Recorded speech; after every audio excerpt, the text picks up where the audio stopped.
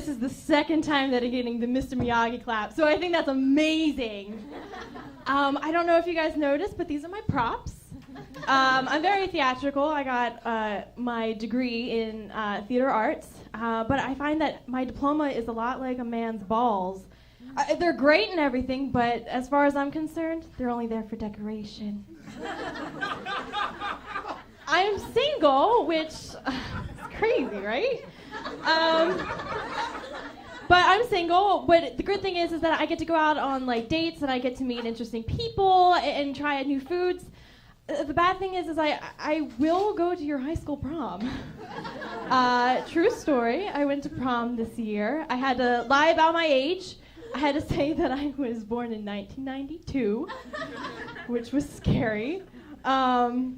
But going to prom was a lot like having my period. I got to eat a lot of food and I was high on painkillers. My cousin asked me to be a bridesmaid in her wedding this year, and she wanted to see if, the bridesmaids wanted to get their makeup done for the wedding. And I find that having a professional do your makeup is a lot like going to a museum. You give them money, and then you just say, I could have done that. No, but it's fine, because everybody is going to look like a Monet or a Degas, and I'm going to look like refrigerator art. It's summertime, so I want to start, working out. As far as, Yahoo ads are concerned, getting my summer body in tune. And I find that working out is a lot like giving a blowjob. The more I think about it, the less likely I'm going to do it.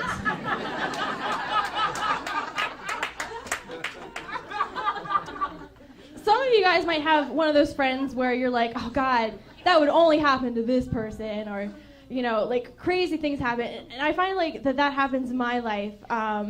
And you would think, oh yeah, probably everybody says that, but it's true. People who have known me long enough know that crazy shit really kind of sometimes only happens to me.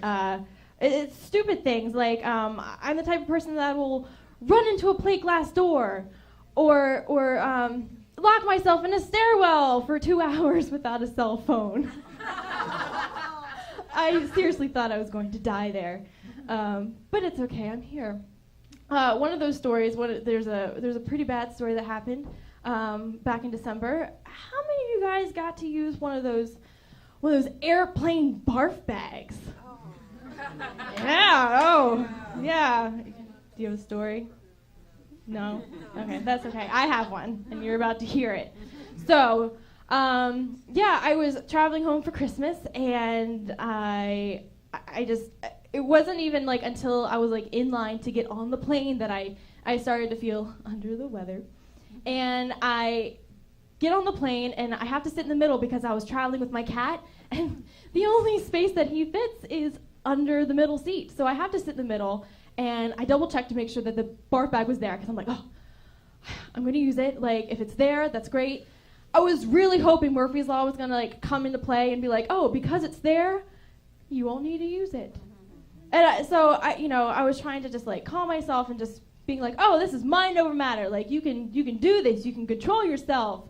I ended up having to use the bag, and it was fine though, because it all goes into that one little white bag, and it's got this wax lining so it doesn't smell and it doesn't leak. And I was kind of proud of myself. It all went in there, and I didn't bother anorexic Anna or blaring earphones Betty right next to me. It was all just in there, and I was like, oh shit, what am I gonna do now? So I call the flight attendant, and she comes over and she's like, hi, how can I? Oh, did you throw up? I was like, well, yeah. I don't think I would have gotten this through security. Pretty sure it's more than 3 ounces. So she looks at me, she's like, oh, well, do you get air sick? I'm like, well, no, actually, no. I'm not feeling very well. Maybe you can get me, a Tylenol or something. I was feeling very feverish, and I don't get air sick. I fly all the time. And she looks at me, she's like, well, you probably just get air sick. No. I have a fever, I am sick, and I'm pretty sure that these people sitting next to me don't want to be here. So if you could just like go and get me another bag, because I'm not done. Okay, there's another one coming. And I tried to just like mentally go someplace else, and I ended up, that bitch stewardess never came back. So I ended up having to like take Anorexic Anna's barf bag. Well, it's not like she was gonna use it. And as soon as like the plane landed, I grabbed my stuff and I'm just like trying to get off the plane as fast as I can. I don't even like care about my cat anymore. Like he's like hitting every seat like on the way out. He's probably like in his carrier like. And I'm right about to like step on like the jetway, and I'm so close. And that sassy stewardess looks at me and she's like, "Oh, how are you feeling?" How am I feeling? I look like a hot mess. I smell even worse. And I feel like I am definitely gonna throw up again.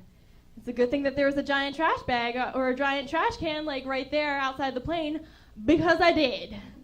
And it was bad news. And I was standing up this time, and I really wasn't feeling well, and oh God. I shit my pants. And it wasn't even like, oh, Papa say hello. It was like, it all came out. I was, it was one of those moments where I was like, I am not a real adult. Adults don't do this. And I'm just really hoping that people like that are leaving the plane to like go say hi to their relatives for Christmas, that I'm hoping they see my cat and they're like, oh, that cat shit the carrier. I'm pretty sure they were smart enough to figure it out. But I waddle my way to the nearest bathroom, dragging my cat along. And I say goodbye to my underwear, and I say goodbye to my pants, because there was no coming back from that. And the problem was, if my cat was my carry-on, I didn't have any spare clothes. This is when Murphy's Law decides to come into effect. So I thought, what would MacGyver do? I take my shirt and I make it into a skirt, and it has like little holes here and here.